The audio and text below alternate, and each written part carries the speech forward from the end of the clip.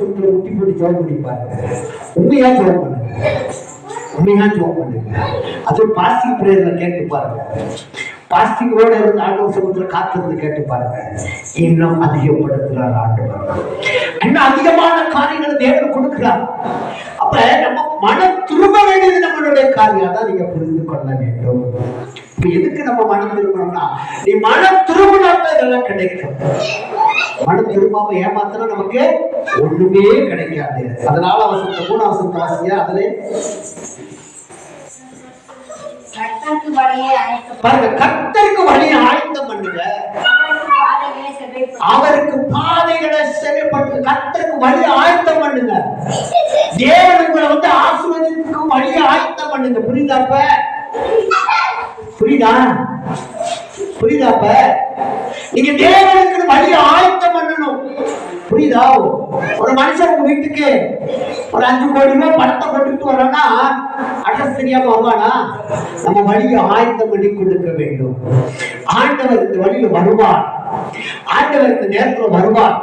ஆண்டவருக்காக இந்த நேரம் காத்திருக்கிற நேரம், ஆண்டவருடைய ஜெபிக்கிற நேரம், ஆண்டவருடைய பேசுற நேரம் வழியை ஆயத்தம் பண்ணணும். ஞாயிற்றுக்கிழமை வந்தோம், நம்ம கை தட்டல, பாட்டு பிடிக்கல, ஜோப் பண்ண போக கூடாது. வழியை ஆயத்தம் பண்ணுங்க. உங்களுக்கு ஒரு வழியை ஆயத்தம் பண்ணுங்க. இந்த ஆராதனையில இந்த 11வது மாதத்துல உங்களுக்கு ஒரு வழியை ஆயத்தம் பண்ணுங்க. அந்த வழி மூலியமா தான் தேவன் உங்களுக்கு கொண்டு வருவார். ஒவ்வொரு வீட்டு கரண்ட் இருக்கு, எல்லா தெருவுல போஸ்ட் இருக்குல்ல, அவங்க வீட்டுக்கு ஒரு வயரை போட்டுட்டு தான் கரண்ட் வருது. அதை ஆயத்தம் பண்ணாங்களா? அப்ப ஆயத்தம் பண்ணது மாத்திரம்ல அந்த வீட்டுக்குள்ள சுவிட்ச் போடணும், பிரகாசமா ஆயத்தம் பண்ணாங்களா?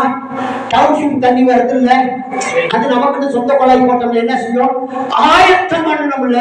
அப்ப நம்ம வீட்டுக்குன்னு ஒரு வழி வச்சிருக்கோம்ல, ஆயத்தம் பண்ண வேண்டும். நீங்க ஆயத்தம் பண்ணுங்க. ஆண்டவர் சமூகத்துல நல்ல ஆயத்தம் பண்ணுங்க, ஒப்பு கொடுத்து ஆயத்தம் பண்ணுங்க.